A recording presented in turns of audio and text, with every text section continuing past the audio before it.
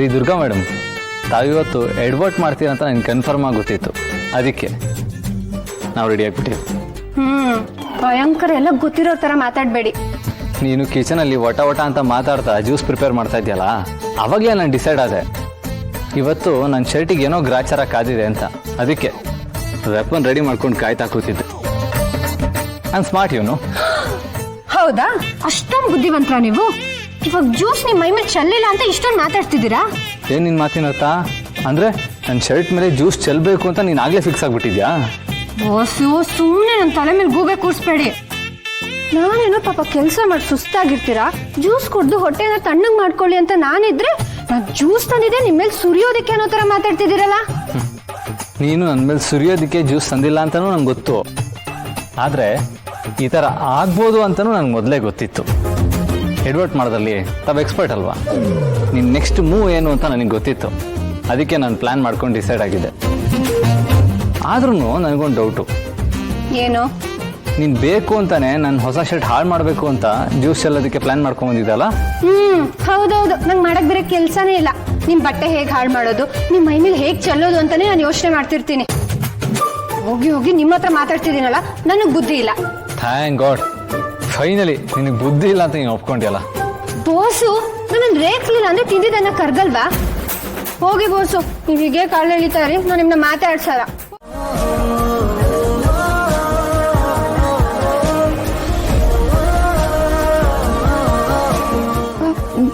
ಬೋಸು, ಬೋಸು ಏನ್ ಮಾಡ್ತಾ ಇದೀರಾ? ಬಿಡಿ ನನ್ನ. ನಮ್ಮ ಮದುವೆ ಆಗಿ 1 ವರ್ಷ ಕಳೀತಾ ಬಂತು. ಇನ್ನು ಎಷ್ಟು ದಿನ ಅಂತ ಮೊದಲು ಆಫೀಸಲ್ಲಿ ಕರೀತಾ ಇದೆಯಲ್ಲ ಬಾಸು ಬಾಸು ಅಂತ, ಹಾಗೆ ಕರೀತಾ ಇರ್ತೀಯಾ? ಮೊದಲದು ನಿಲ್ಲಿಸ್ತೀಯಾ? ಅಯ್ಯೋ, ಅದೇಗಾಗುತ್ತೆ. ನೀವು ಬಾಸು ಬಾಸು ಅಂತ ಕರೆದು ಅಭ್ಯಾಸ ಆಗಿದೆ. ಬೇರೇನು ಕರಿಬೇಕು ನಂಗೆ ಗೊತ್ತಿಲ್ಲಪ್ಪ. ಹಾಂ, ಸರಿ, ಹಾಗಾದ್ರೆ ಒಂದು ಕೆಲಸ ಮಾಡು, ಪ್ರೀತಿಯಿಂದ ಪತಿದೇವರೇ ಅಂತ ಕರಿ. ಏನು ಪತಿದೇವ್ರೇನಾ? ಇಲ್ಲಪ್ಪ, ಎಲ್ರ ಮುಂದೆ ನಿನ್ನ ಹಾಗೆ ಕರೆಯೋದಕ್ಕೆ ನಂಗೆ ಮುಜುಗರ ಆಗುತ್ತೆ. ಅದ್ರ ಬದಲು ಬಾಸು ಅನ್ನೋದೇ ಚೆನ್ನಾಗಿದೆ, ನಾನು ಹಾಗೆ ಕರಿತೀನಿ. ಆಯ್ತಾಯ್ತು, ಅದಕ್ಕೆ ಯಾಕೆ ಕೋಪ ಮಾಡ್ಕೊತೀಯಾ? ಸರಿ, ಪತಿದೇವ್ರೆ ಅಂತ ಕರೆಯೋದು ಬೇಡ, ಅಟ್ಲೀಸ್ಟ್ ನನ್ನ ಹೆಸರನ್ನಾದ್ರೂ ಕರಿಬೋದಲ್ವಾ? ಶರತ್ ಅಂತ ಕರಿ. ನಿನ್ನ ಬಾಯಲ್ಲಿ ನನ್ನ ಹೆಸರು ಕೇಳೋದಕ್ಕೆ ಎಷ್ಟು ಚೆನ್ನಾಗಿರುತ್ತೆ. ಇಲ್ಲಪ್ಪ, ನಂಗೆ ಹೆಸರು ಕೂಗೋದಕ್ಕೆಲ್ಲ ಆಗಲ್ಲ. ಒಂಥರ ನಾಚಿಕೆ ಆಗುತ್ತೆ. ಅರೆ, ಇದ್ರಲ್ಲಿ ನಾಚಿಕೆ ಏನು? ಬರೀ 3 ಅಕ್ಷರ ಶರತ್ ಅಂತ ಕರೆದ್ರೆ ಆಯ್ತಪ್ಪ. ಪ್ಲೀಸ್ ಒಂದೊಂದ್ಸತಿ ಕರಿತೀಯಾ? ಬಾಸು, ಸಾಕು ನಿಲ್ಸಿ ಅಂತ ಅರ್ಲೇನಾ?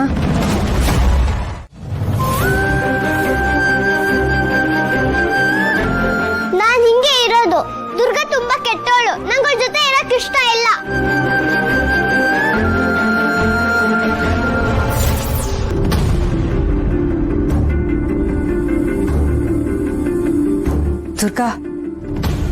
ದುರ್ಗಾ ಪ್ಲೀಸ್ ಸಮಾಧಾನ ಮಾಡ್ಕೋ. ಹಿತ ಸರಿ ಹೋಗ್ತಾಳೆ ಅಂತ ನಾನು ಹೇಳ್ತಿದ್ದೀನಲ್ವಾ? ಅಲ್ಲ ದುರ್ಗಾ, ನಿನ್ನ ಮೇಲೆ ಪ್ರಾಣನೇ ಇಟ್ಕೊಂಡಿದ್ದ ಮಗು ಅವಳು. ಇವತ್ತು ಯಾಕೆ ನಿನ್ನ ಮುಟ್ಟೋದಕ್ಕೂ ಬಿಡದೆ ನೀನು ಕ್ರೂರಿ, ನೀನು ಕೆಟ್ಟವಳು ಅಂತ ಹಾಗೆಲ್ಲ ಯಾಕೆ ಕಿರ್ಚಾಡಿದ್ಲು? ಯಾಕೆ ನಿಮ್ಮಿಬ್ರ ಮಧ್ಯೆ ಏನಾದರೂ ಜಗಳ ಆಯ್ತಾ? ಏನು ಅಂತ ಕೇಳ್ತೀಯ ಅಕ್ಕ? ಪುಟ್ ಮೇಡಮ್ ಜೊತೆ ನಾನು ಜಗಳ ಆಡ್ತೀನ? ಹಾಗಾದರೆ ನಿನ್ನೆ ರಾತ್ರಿ ಮಲ್ಗೋದಕ್ಕೂ ಮುಂಚೆ ಏನಾದರೂ ನಡೀತಾ? ಅಥವಾ ಯಾವುದಾದ್ರೂ ವಿಷಯಕ್ಕೆ ಅವಳು ಏನಾದರೂ ಬೇಜಾರು ಮಾಡ್ಕೊಂಡಿದ್ಲಾ? ನೆನ್ಪು ಮಾಡ್ಕೊ. ಇಲ್ವಲ್ಲ, ನೆನ್ನೆ ರಾತ್ರಿವರೆಗೂ ಪುಟ್ ಮೇಡಮ್ ಆರಾಮಾಗೇ ಇದ್ಲು. ನನ್ನ ಜೊತೆ ಆಟ ಆಡ್ಕೊಂಡು ನಕ್ಕೊಂಡು ತುಂಬ ಖುಷಿಯಾಗಿದ್ಲು. ಬಾಸು, ಅವಳು, ನಾನು ಎಲ್ಲರೂ ಆರಾಮಾಗೇ ಇದ್ವಿ ಅಕ್ಕ. ಆಮೇಲೆ ನಾನು ಅವಳಿಗೆ ಊಟ ಮಾಡಿಸಿ ಮುದ್ದು ಮಾಡಿ ಮಲಗಿಸ್ದೆ. ಅವಾಗಲೂ ಅವಳು ಖುಷಿಯಾಗೇ ಇದ್ಲು ಅಕ್ಕ. ಆದರೆ ರಾತ್ರಿ ಈ ಥರ ಹೇಗಾಗೋದಕ್ಕೆ ಸಾಧ್ಯ? ಬೆಳಗ್ಗೆ ಎತ್ಕೊಡ್ಲೆ ದಿಢೀರ್ ಬದಲಾವಣೆ ಅಂದರೆ ನನಗೆ ಅರ್ಥನೇ ಆಗ್ತಿಲ್ಲ ಅಕ್ಕ.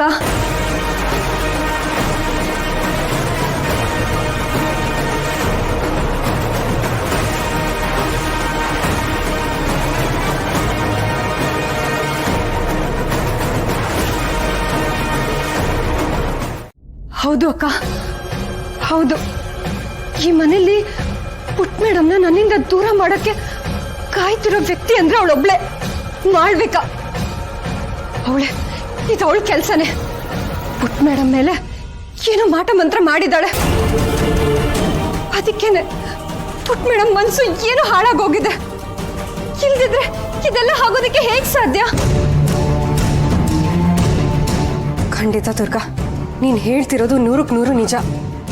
ಆ ಮಾಳ್ವಿಕಾ ಮೊದಲಿಂದಾನು ನಮ್ಮ ಕುಟುಂಬಕ್ಕೆ, ನಮ್ಮ ನೆಮ್ಮದಿಗೆ ಕಂಟಕಾಗಿನೇ ನಿಂತಿದ್ದಾಳೆ.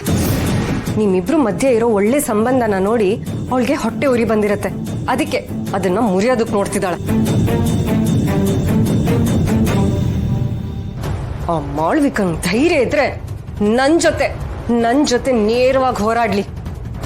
ಅದನ್ನ ಬಿಟ್ಟು ಆ ಪುಟ್ಟ ಮಗು ಜೊತೆ ಆಟ ಆಡೋದಕ್ಕೆ ನೋಡಿದ್ರೆ ನಾನ್ ಮಾತ್ರ ಸುಮ್ಮನೆ ಇರಲ್ಲ. ಅವಳ ಅಹಂಕಾರಕ್ಕೆ ಇವತ್ತೊಂದು ನನ್ ಗತಿ ಕಾಣಿಸ್ತೀನಿ. ಅವಳ ಸುಮ್ಮನೆ ಬಿಡಲ್ಲ ನಾನು. ಅಕ್ಕ ನಿಂತ್ಕೋ, ದಯವಿಟ್ಟು ಸಮಾಧಾನ ಮಾಡ್ಕೋ ಅಕ್ಕ. ನಿನ್ ಕೋಪ ನಂಗೆ ಅರ್ಥ ಆಗ್ತಿದೆ. ಆದ್ರೆ ನಾವೀಗ ಬರೀ ಕೋಪ ಮಾಡ್ಕೊಂಡ್ರೆ ಅದ್ರಲ್ಲಿ ಯಾವ ಪ್ರಯೋಜನನೂ ಇಲ್ಲ. ನನ್ನ ತಡಿಬೇಡ ದುರ್ಗಾ. ಆ ರಾಕ್ಷಸಿಗೆ ಪಾಠ ಕಲ್ಸೋವರೆಗೂ ನನಗ್ ನೆಮ್ಮದಿ ಇಲ್ಲ. ನೋಡು, ಮಾಳ್ವಿಕಾ ಜೊತೆ ನಾನ್ ಮಾತಾಡ್ತೀನಿ. ನೀನು ಅಪ್ಪ ಹತ್ರ ಹೋಗಿ ಪುಟ್ ಮೇಡಮ್ಗೆ ಏನಾಗಿದೆ, ಅವಳು ಸರಿ ಹೋಗ್ಬೇಕು ಅಂದ್ರೆ ಏನ್ ಮಾಡ್ಬೇಕು ಅಂತ ಕೇಳು. ಸರಿ ದುರ್ಗಾ, ನೀನ್ ಹೇಳ್ತಿರೋದು ಸರಿನೇ. ಅಪ್ಪನ ಹತ್ರ ಮಾತಾಡಿದ್ರೆ ಹಿತಂಗ್ ಏನಾಗಿದೆ ಅಂತ ಗೊತ್ತಾಗತ್ತೆ. ಸರಿ, ನಾನು ಈಗಲೇ ಹೋಗಿ ಅಪ್ಪನ ಹತ್ರ ಮಾತಾಡ್ತೀನಿ. ನೀನ್ ಹುಷಾರು. ಹಾ ಸರಿ.